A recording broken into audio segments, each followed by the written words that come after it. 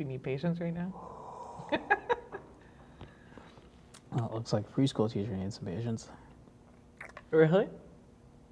Yeah, no. Little episode he had to deal with. Oh no. Preschool or pre-primary? Pre-primary? Pre-primary, yeah, it's Tuesday. Yeah. Honestly, elementary school teachers probably need the most patience in the world when it comes to dealing with kids.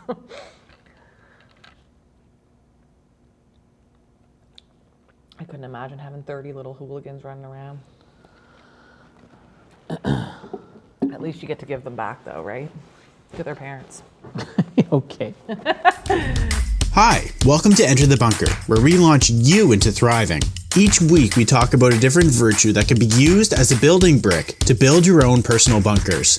We share personal stories, as well as tips and tricks to help you thrive instead of survive. So sit down, relax, and enter the bunker.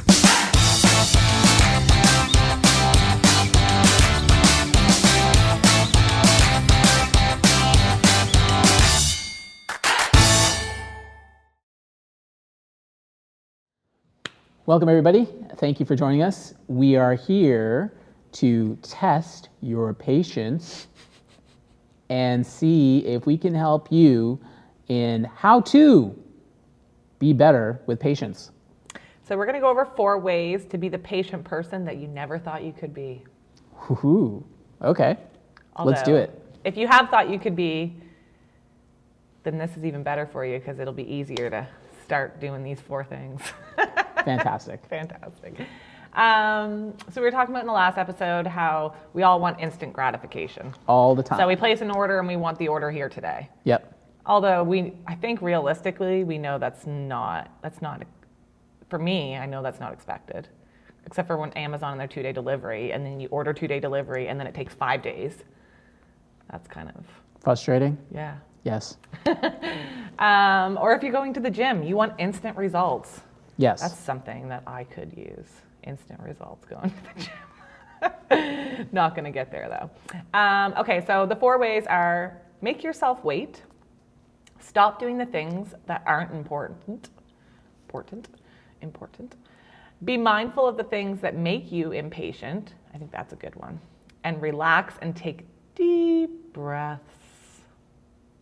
So let's go through each one of these and talk about it. So make yourself wait. Yeah. So this is really just a matter of having the discipline to decide that you're going to wait for something, Yeah. right?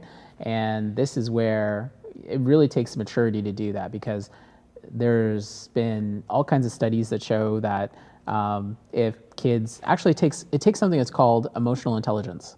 I don't know if you ever heard that term before. Not really. Yeah. So emotional intelligence is something which can. So there's what's called IQ, which is Right.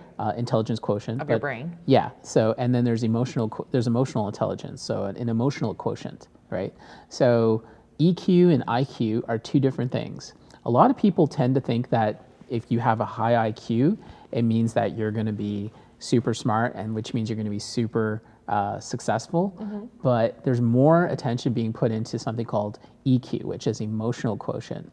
And this has to do with your emotional response to things in life, right? So it's interesting that a lot of people, like when kids are small, there's been experiments done where they would take a kid and they'll put him in a room and they'll put a marshmallow on a plate and they'll say, "There's 1 marshmallow, but if you don't touch it, I'll give you 2." Right? Okay. So then they're left with the marshmallow, and then the kid will be like, okay, like he's all excited he's gonna get 2. He waits for a little while, and then he eats it. It's gone, right? But then there's some who just simply don't touch it, and then they wait, and then they have the patience to actually go and wait for the delayed gratification. Okay. They went on to trace those kids as they grew up and found that the ones that had the ability to wait ended up being very successful. The other ones that just, they ended up not being so much. So really? Yeah, so it's interesting that even from a young age, it's something that's there, but it's also something that can be learned, right? It's not like people think like whatever IQ you have, that's it for the rest of your life sort of thing. But emotional quotients are something which can be developed. Yeah, right? yeah. So the more that you do things like building bricks, and things like that, that's something that helps you to be able to build that emotional intelligence so that when you're handling things in life, you're able to actually have more, you're able to make the better decisions. In this case, stop yourself from eating that marshmallow, right? And making the decision that you can wait for the thing that's going to be down the road, which means that if I don't eat this marshmallow now, it's going to be it's going to be too soon. So I'm just going to wait, right? And then have those two. So it takes being able to have that visualization in your mind of wanting what the future has more than what you see in front of you. Right.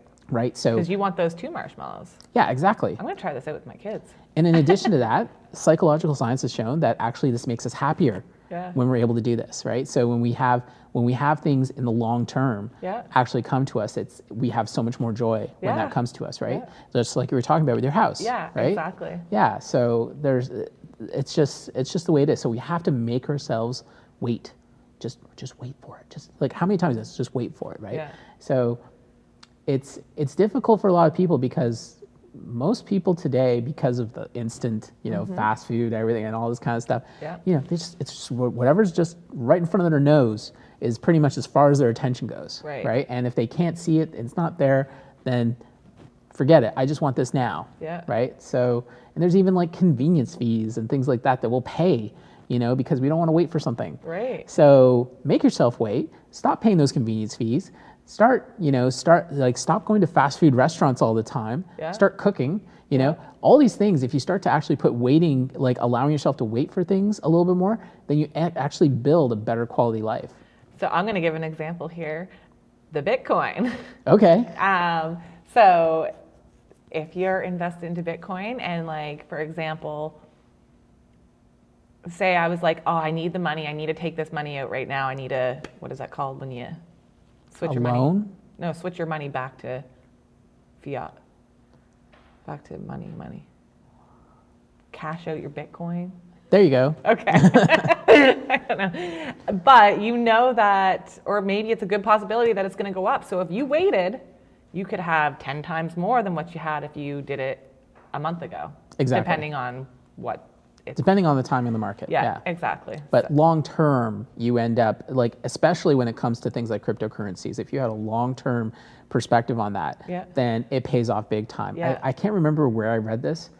Yeah, I think it was actually when I got this app. It said something along the lines of, if you had gotten $100 in Bitcoin in 2013, which is a few years after it passed. If you had Only 8 years ago. Yeah, so if you had gotten $100 in Bitcoin back in 2013, that would be worth today something in the neighborhood of like $125 million. What? Yeah, something crazy like that. And so you see something like that and you're just like, oh my gosh. Yeah. Because truthfully, Bitcoin is the best performing asset in the history of our lifetime. And there's nothing else that's performed like that so far.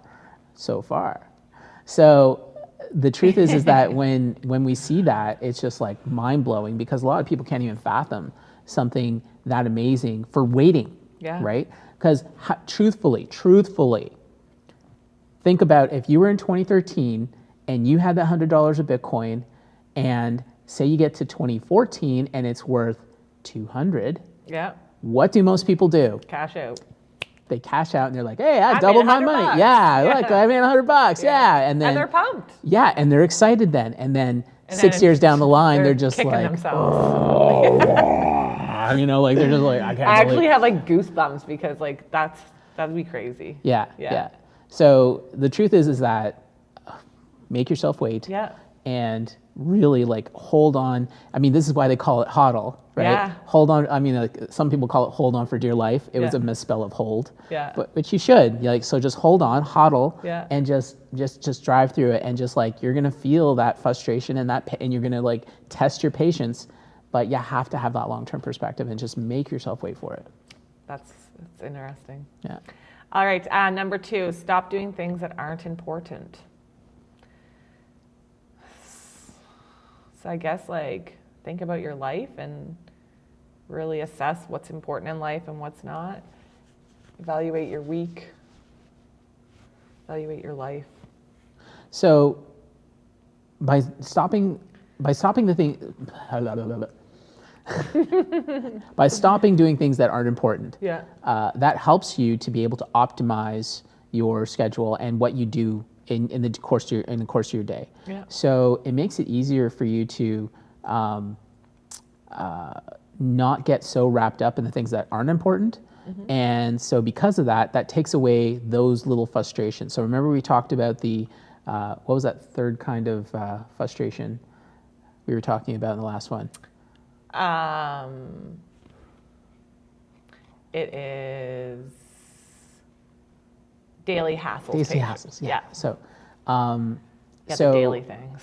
So yeah, if we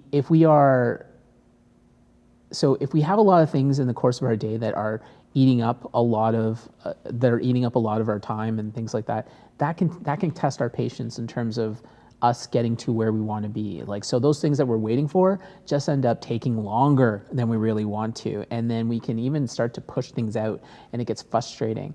So if we can be able to optimize that and stop doing the things that aren't important, then that helps us in the end to be able to not put ourselves in situations where it is testing our patience and causing us to actually slow down where we want to be in life. So do you understand what I'm saying? Yeah, I'm kind of taking like a different perspective, maybe a little bit. It's kind of along the same lines. But for instance, I've mentioned before, I have a really great group of a couple groups of friends, but you don't see each other very often, or you do, or you don't. Anyways, and you make plans, and sometimes I just want to say no because I already have this on the go. It's still important for me to see them, so I shouldn't be saying no to it. But in the end, I know that I'm going to want to ripping my hair out because am I going to get to here on time? Is this going to overlap? So sometimes you just need to say no because it's adding stress to your life, which in the end makes you more impatient. Yes, Yeah. exactly. Yeah. Exactly. Yeah. Yeah. Okay. Yeah. I think that's a big thing with people and impatientness. Is impatientness a word? Impatience. Impatientness? No, I don't think you can say impatientness. No. Anyways, I think that's a big thing for people who lack patience is possibly their day or their week is maybe so overwhelming. They pack their schedule so full that it's stressful. And then when you're stressed, your patience they could be up here normally, but when you're stressed, I know for me, my patience go down here. Right. I don't have near as many when you're run off your feet. Yeah, exactly. Yeah. Okay, number 3 is be mindful of the things making you impatient. Exactly. Yeah. So know yourself and start to reassess and think about the things that if there's daily things that are causing you to be impatient, then that's going to wear you down, and that's going to cause you to not be able to really build your patience building brick. Right. So if there are things that can be removed from your life, just remove it.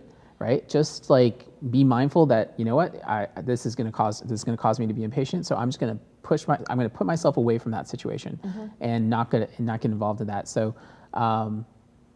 it's just a matter of like, sometimes, for example, a lot of us will multitask things, right? And because we're multitasking all the time, sometimes things don't get done. Yep. And then we start to get frustrated, and so we've just lost our patience, right? So and it's like a snowball effect. And it becomes exactly. So. So we want to be able to make it so that things are simple and things that get done so that we can feel satisfied and we don't feel overwhelmed by things that are happening and then thus lose our patience with what's going on and get frustrated. So it's interesting. I think the opposite of patience is frustration. Yeah. Like I keep saying that. Yeah. Like I keep saying you get frustrated. So when you're mindful of your thoughts and say you have multiple tasks to do, I think a good way would be to start writing them down, organize your thoughts. Exactly. I mean, some people might want to type them down. Some people might want to draw pictures. I don't know. But for me, lists are life. There you go. Yeah. So if you create a list, then you can see what you need to do. And then from that you can prioritize, and then you don't feel so overwhelmed by what has to happen. And of course, we can then look and then be able to remove the things we know we're not going to have time for, and then feel like we're being pushed beyond our patience, right? And also with the list is, so say you do have a ton of things that you want to get done in your head, and you don't write them down, you could do, say there were 7 things, you might get 5 done and forget what the other 2 were. Right. So, because that's for me, like even if I don't get it done, I'm not too upset about it because I know at least it's still written down and I know I still need to do it.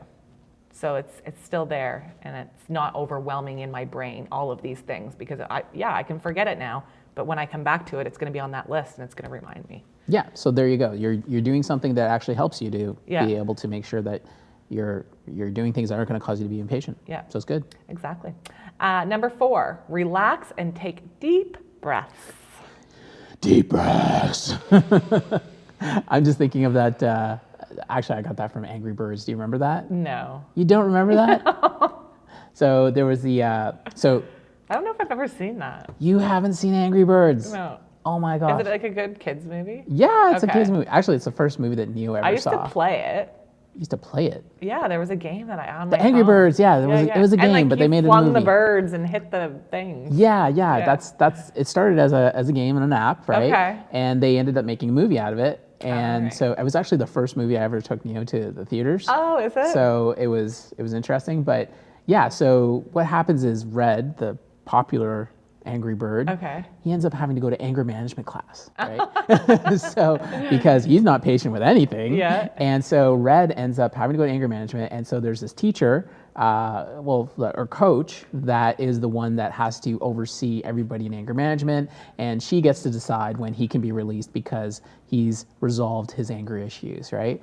So she's constantly getting frustrated, and she has to, and her patience is being tested all the time Yeah, I with these bet. guys, right? And so then she's like, a few times in the movie, she's like, deep breaths, deep breaths, deep breaths, like she's just losing it, right? And so, yeah, when we talked about taking deep breaths, that's just immediately what comes to mind is that coach in Angry Birds who's just like dealing with these guys who are just testing her patience constantly with trying to deal with their anger management. A deep breath technique that I learned that I actually do with my kids, because sometimes we all need to take that deep breath before we all lose our patience.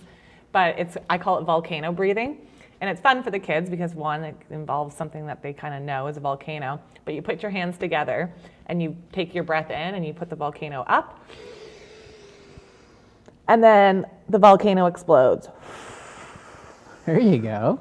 And I'm like, do your volcano breathing. Go do volcano breathing. Like, you're too wound up right now, or my youngest, he gets frustrated very easily. So he needs to practice his patience. And after this, I've taken in a few things that I think I'm gonna work on him with, but he's the one that I'm usually, okay, do that volcano breathing. And he always says, I forget. I'm like, no, you don't. But he's just so worked up in the moment that he needs to do that. So that way he can start thinking rationally again. Right. But yeah, volcano breathing is one. Okay, so we got volcano breathing. Okay. And another one is for kids as well. You set a stuffy on your chest and you have them lay down. And as you take your deep breath, your stuffy kind of rises a bit. And then when you blow out, he goes down. So it's just fun. It's something interactive that they can watch go up and down as they take their deep breaths. Because their chest. Right. Yeah. Right. Yeah. And yeah, even just the act of taking a deep breath is something that is, in our daily activities, we tend to have very shallow breathing. Yeah. And because of that, it puts everything off, right? And we forget to actually take deep breaths and actually take it in, sort of thing, right? Yeah. And if it's not just a deep breath, you may want to do something like go for a walk. Yeah. Right. Yep. And so just a walk. Some people really like to be able to just be surrounded by nature for a little bit, and that helps them to decompress and feel like, okay, now I can take on whatever I need to take on. Yeah. And so it could be a deep breath, it could be a walk. Clears your mind. Yeah, just to clear out whatever's going on. Yeah. And so these are the types of things, and I think those volcano the volcano breaths and the plushies and things like that. These are all ways that we can all do it. And I'd love to be able to hear from others the different techniques that they have. Yeah, me too. There was another one about blowing something out. I think you smell the flower, and then it's a dandelion. So then you blow all the things off the dandelion. What? How do you do that? You're talking about. No, that's not it then. That's not it. Because if you did that, you're going to take it all into your breath. You're not going to be feeling good after that. You'd have all the little seeds up your nose. Yeah, don't do that. I forget what it is. There is another one though that I learned, but I found the volcano breathing worked the best with them. Okay. Yeah. Yeah, let's stick to not having things go up our nose. Yeah. Too funny. Yeah. There was another thing I do with them. I don't know if it has anything to do with patience, but you take a blanket and you lay them out on the blanket. Okay. And you make them like a pizza roll up. So you take the blanket, you lay them out, and then you roll them up in the blanket. So their head's still out of the blanket, like they're. Okay. And then you dress them. So you're like, what do you want on your pizza? This is kind of just to get them out of the state of mind maybe that they're in, or if they're panicking, or if they're frustrated or angry.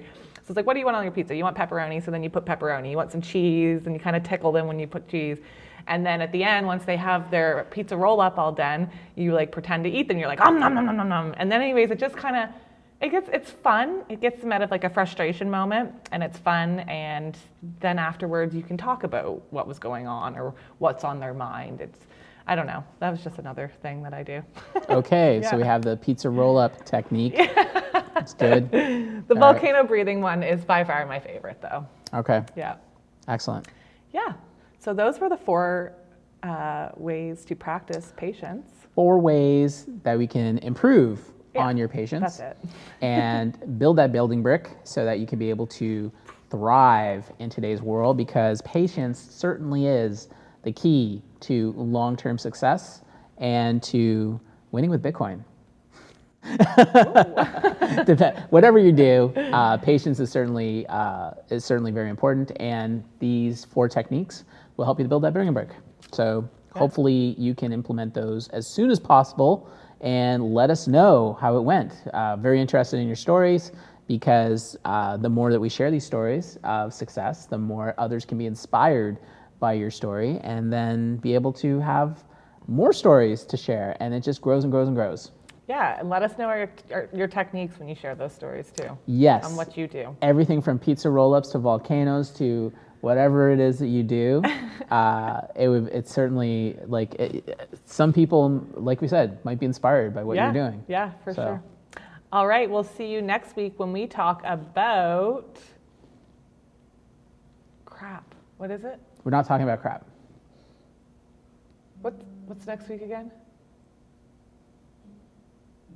Independence. All right. Independence. So join us next week when we talk about independence. He said it so funny earlier, so I was hoping he was going to do it again.